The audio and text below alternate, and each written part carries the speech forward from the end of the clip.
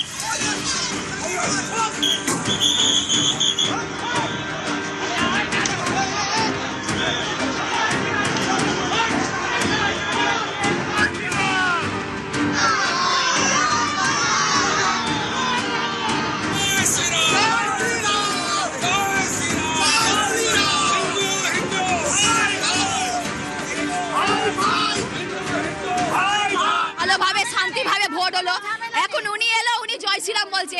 এবার আমাদের এখানে কতগুলো জয় বাংলা বলেছে, আমরা তো বলতেই পারি জয় বাংলা, ভালো লাগে বলতেই পারি। ওনারা তো গায়ে কেন জ্বালা লাগলো? ভোট দিতে পারছেন তো? হ্যাঁ, অবশ্যই পারছিলাম।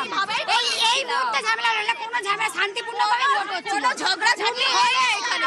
উনি এসেই ঝগড়াটা করলেন। ভবানীপুর এবারের ভোটের সবচেয়ে হেভিওয়েট কেন্দ্র। বুধবার শেষ দফার নির্বাচনে সেই ভবানীপুরই গরম। 12:30 নাগাদ জয় হিন্দ ভবনের ভোট গ্রহণ কেন্দ্রে যান শুভেন্দু অধিকারী। এরপরেই চরম উত্তেজনা।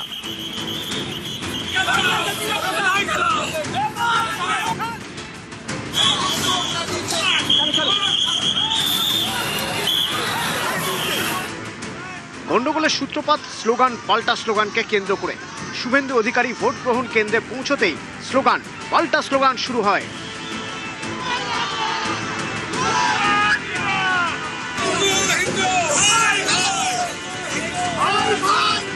বুথ থেকে বেরিয়ে আসেন শুভেন্দু অধিকারী। পরপর দুটো ফোন করেন।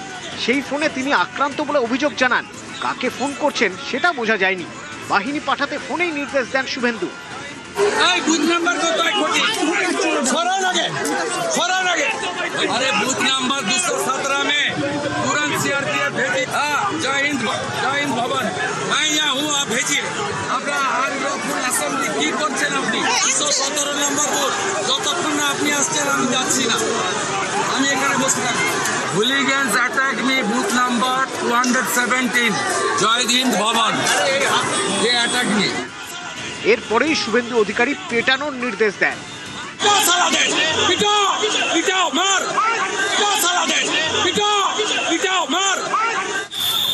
এরপরে কেন্দ্রীয় বাহিনী ও পুলিশ লাঠিচার্জ শুরু করে।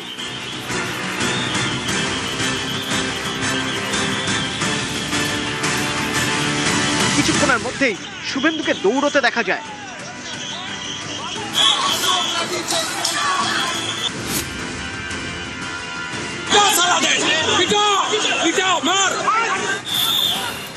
নিউজ 18 বাংলা।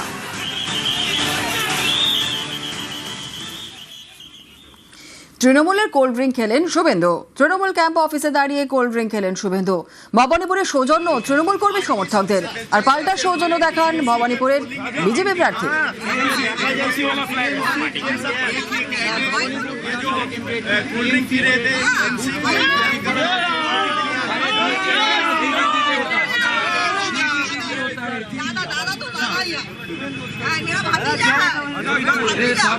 एक साथ रहना चाहिए। দেখা যাচ্ছে না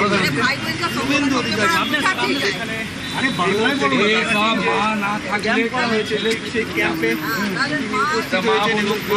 ঝান্ডা কি এগুলো টেম্পোরারি।